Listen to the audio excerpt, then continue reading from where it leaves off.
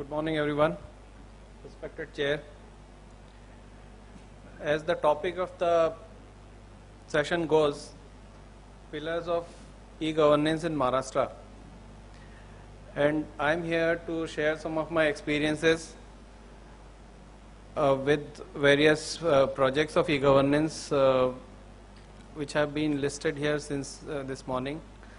And some of them are definitely game changers and actually making difference to citizens' life in this state. As I was sitting this side, I could see the picture of the sea link, Bandra-Worli sea link, and I could see some pillars there.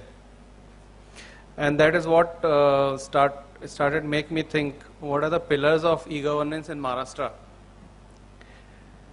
So on a lighter note, I just looked around and I saw that some very heavy load-bearing pillars already sitting on the dais. and I'm not joking. As my presentation unfolds, I will try to establish beyond doubt as to why Maharashtra is in the forefront of e-governance in the whole country. And some of this is definitely attributed to the agility approach, innovation shown by Department of IT and other government departments of Maharashtra. And because we have executed these projects, so I basically operate at the last pillar which Rajesh sir has shown in his presentation, that is the execution pillar, or the PPP, or the SI, or the citizen interface space, where rubber meets the road, so to say.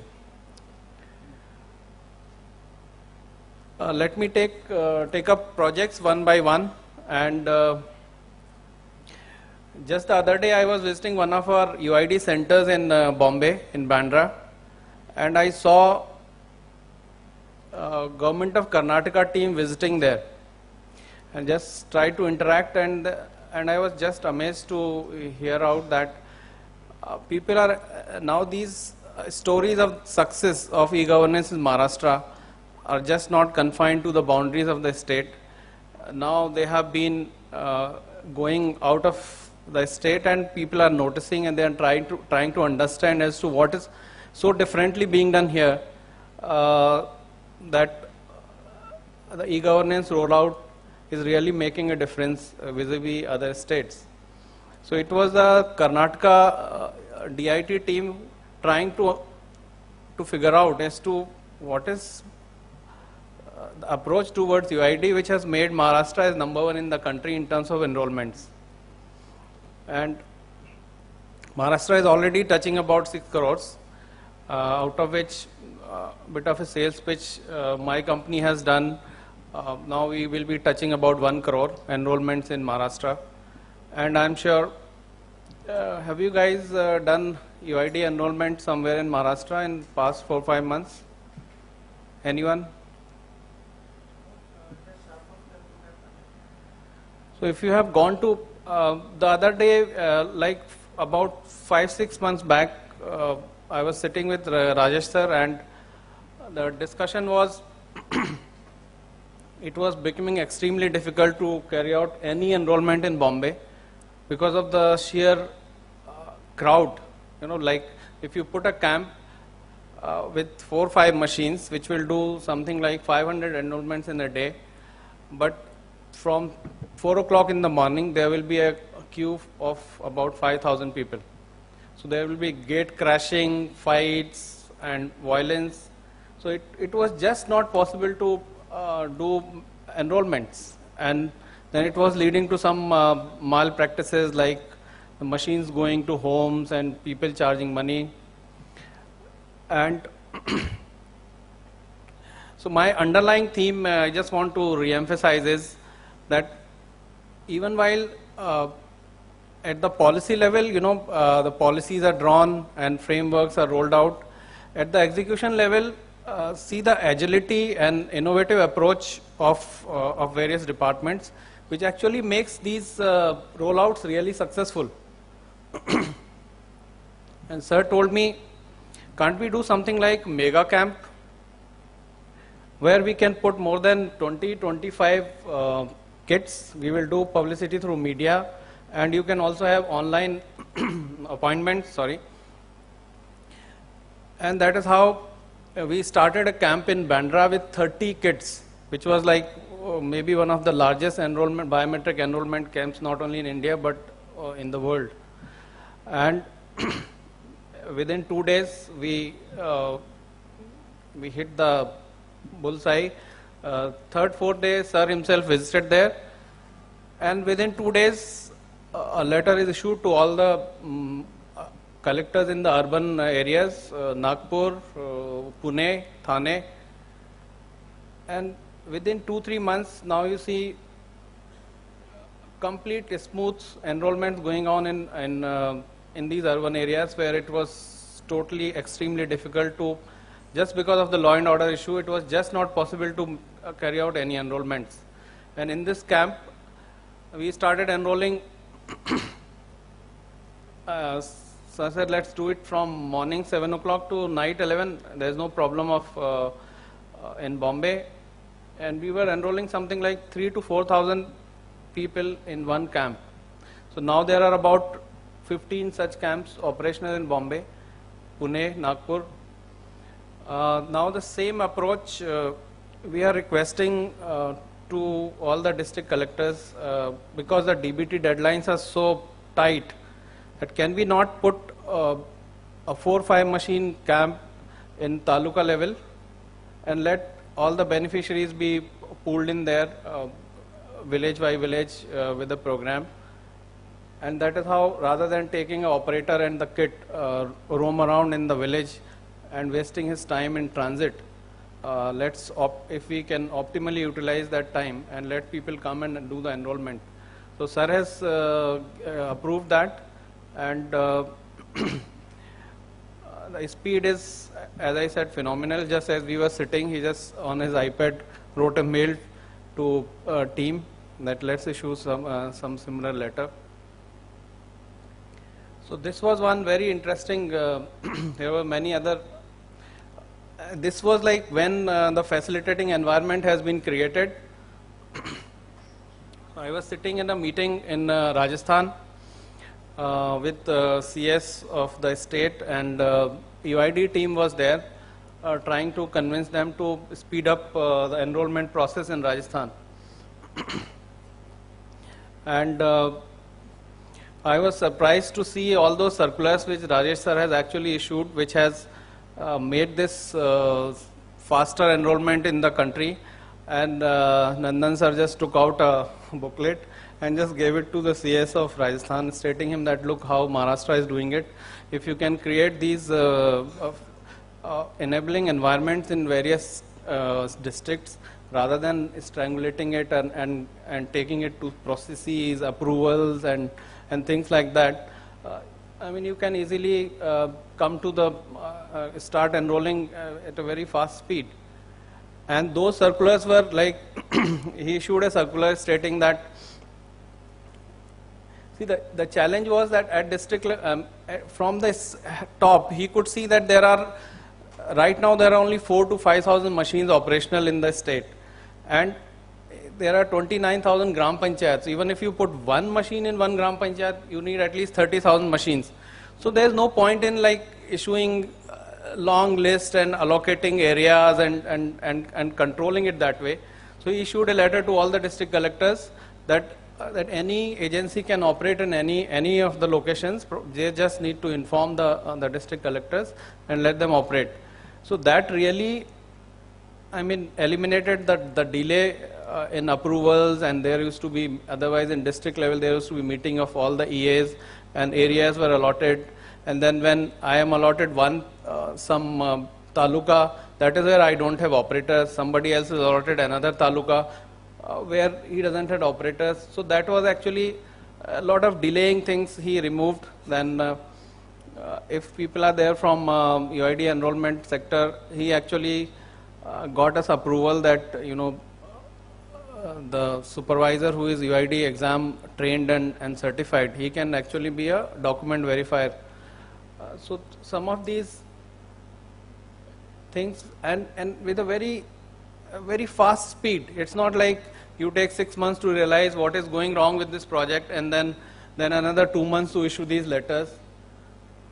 And that is how Maharashtra is now number one as far as UID enrollments are concerned. So let me come to the next project, another pillar of e-governance in Maharashtra, which we are doing, which is actually, like Kolte sir has presented, this is a project of IGR, and we are one of the BOT operators for this project in 14 districts of Maharashtra, in Amravati and Nagpur divisions. And I had very similar experiences with this project, and just because of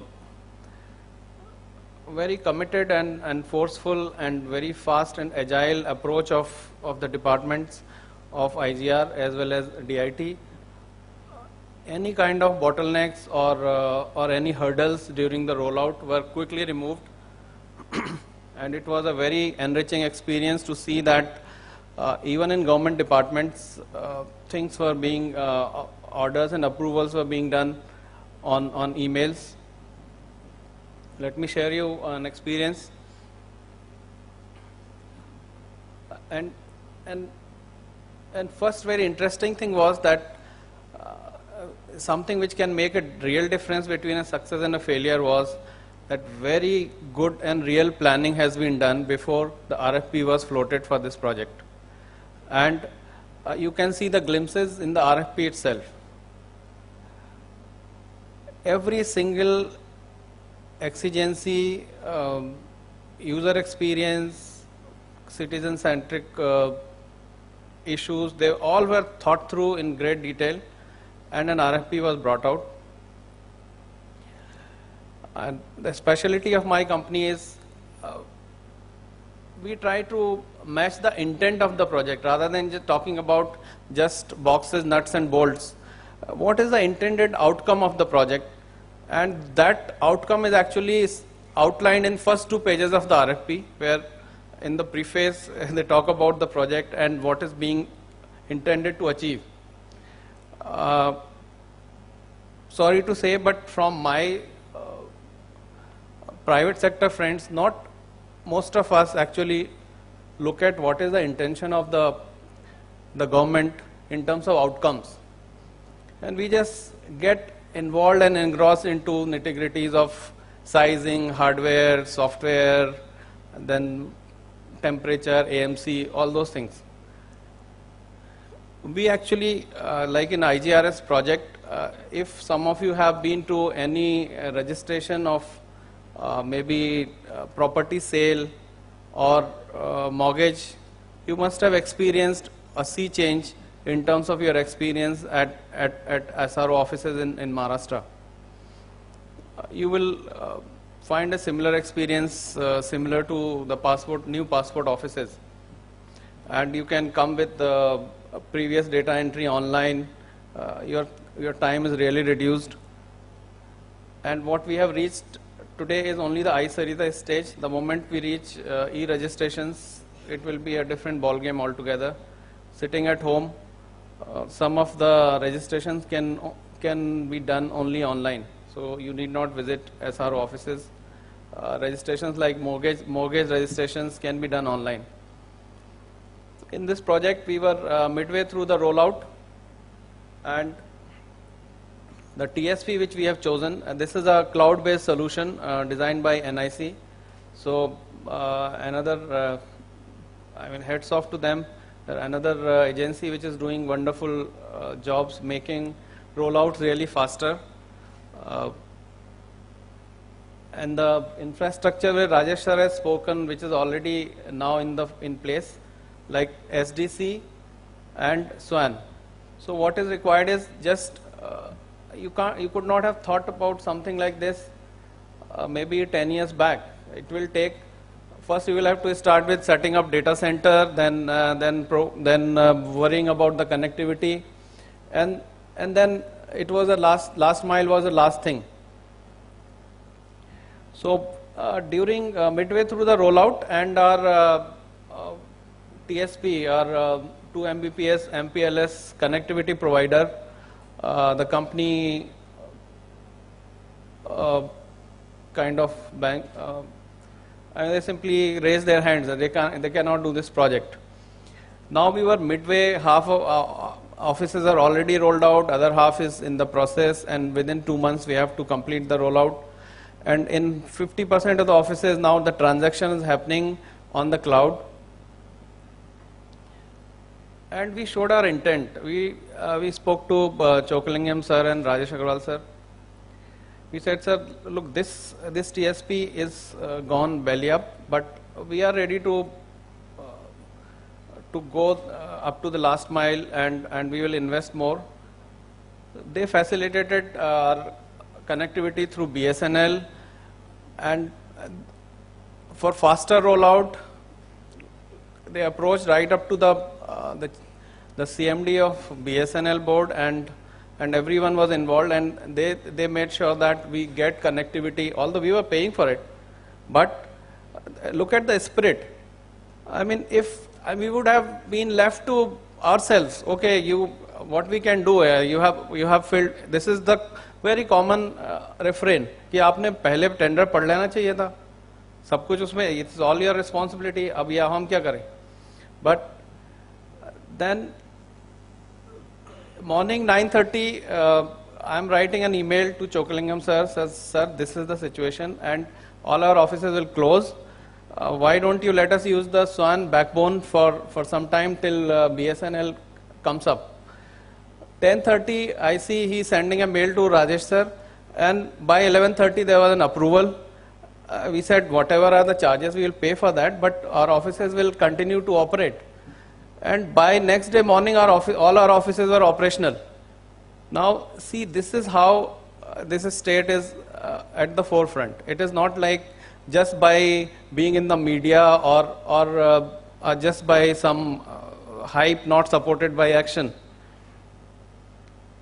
So, I mean, these are some of the experiences, and now that I work with more than 6 other states, I mean, the way this partnership is going haywire is killing the SI industry. Now we see so many, in so many other states, the SLAs, the RFPs have made it difficult to OEMs or SIs to get payments, because they were deferred payments for SWAN or SDC.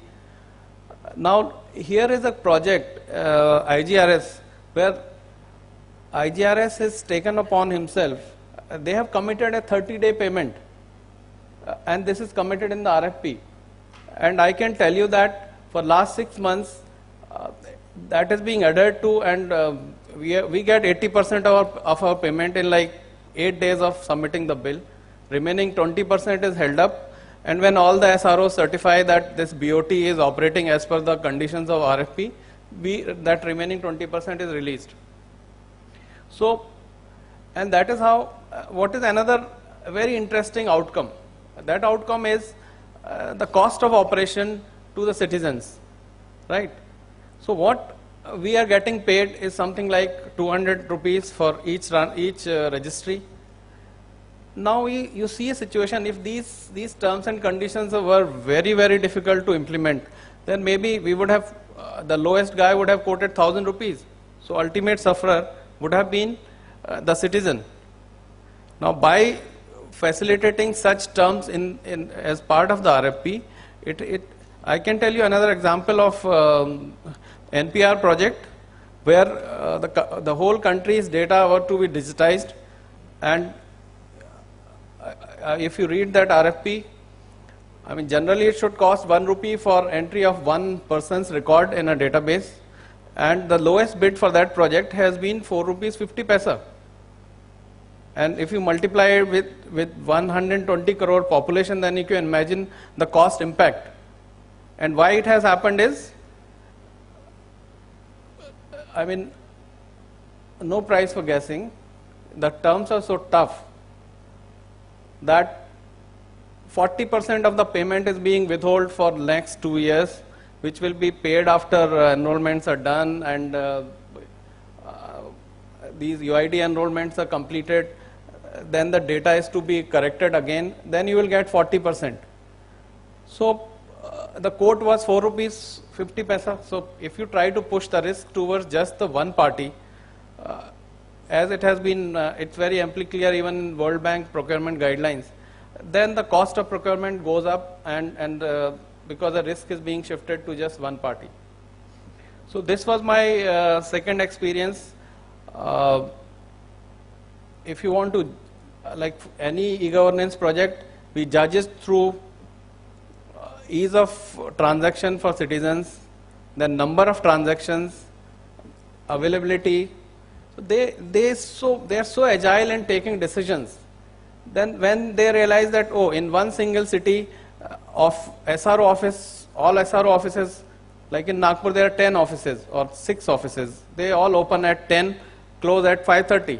So they just staggered. Okay, half of the offices start opening at 7 o'clock, operate up to 2 o'clock. Other half will open at maybe 1:30 after lunch, and they will operate till night. So I mean, these kind of things are not very common in a government environment. We don't see such innovative and agile thinking as well as fast implementation.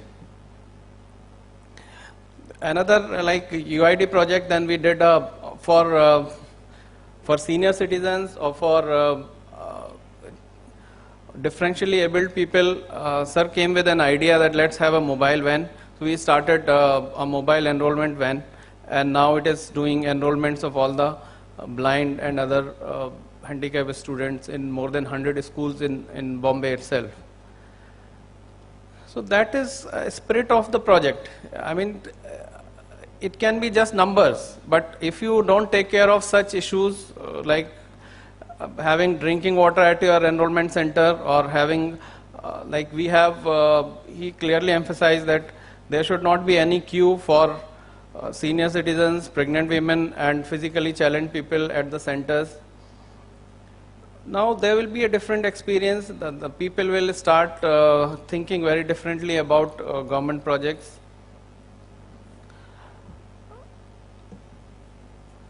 Some other things, yeah, so the success of e-governance projects is, first we can see reach, number of transactions, the ease of transactions for the citizens, and some innovations. So you might have, whatever I have illustrated, you can find a glimpse of all these important aspects in whatever is being rolled out in Maharashtra, and now the whole country is taking notice. Another very important project which we are doing in Maharashtra is now that next stage. Now we have so many Aadhaar enrollments, now what do we do with them? So in linking those Aadhaars with various applications, and those applications fortunately in the meanwhile none other than the PMO and Planning Commission came up with direct benefit transfers. So we have been awarded the contract for Maharashtra and Gujarat by 25 public sector banks to roll out the BCA model or have a BCA in each and every panchayat. That is where the actual transaction will take place. Just at an analytical level, I would want to call your attention to this banking transaction in villages. As Rajesh sir illustrated that our stock market is now DMAT and one of the sinecure of world public to see. Now if you see this banking transaction, till now we have been doing transaction through a smart card or a PIN number or a debit card. Maybe for the first time in the world, here are the banking transactions happening through biometrics. So you don't need to carry any card or any passbook or anything, you just go with your fingerprint, and you have your UID number, or maybe you just have a like for your UID, on your UID card there is a QR code. You just show that QR code to that machine, which automatically picks up your UID number. You put your finger, and you may be a customer of Bank of Maharashtra. Now here is a branch, or what RBI had called them is ultra small branches, which is from SBI. So even a Bank of Maharashtra customer goes to a micro ATM from SBI, and this is what the model we are implementing. He just puts his finger. This transaction goes to the bank switch, from bank switch to NPCI ABPS switch. From there, he gets authenticated at UIDI through UIDI authentication, and the transaction is through to the core banking of that particular bank.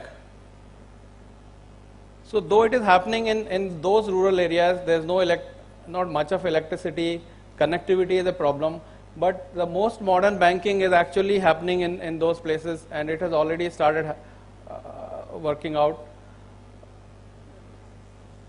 So my company is coming out with, first we are attacking all the 12 districts where actual scope of the RFP is to put up these BCA outlets in all the 27,000 gram panchayats of Maharashtra. We have started with all these 12 districts, and beginning of the pilot district given to us before these 12 districts was Thane, and I'm very happy to inform that in Thane there is a which is even so close to Bombay, there is Tehsil like Jawar. I don't know how many people have heard about it. It's a tribal area. There is no connectivity, there is not much of power supply, and all 50 gram panchayats, our centers are operational now with VSET and DGSET and solar. On transaction, we have already integrated with Bank of Maharashtra. Tomorrow there will be a detailed session on DBT, and 10 locations with Bank of Maharashtra is fully functional for deposit, withdrawal, balance inquiry, etc. So these initiatives can be really transformational, and a lot of DBT transfers are already happening in Maharashtra, and I wish all success to all these initiatives, and Agrawal sir for leading these like a real champ. Thank you so much.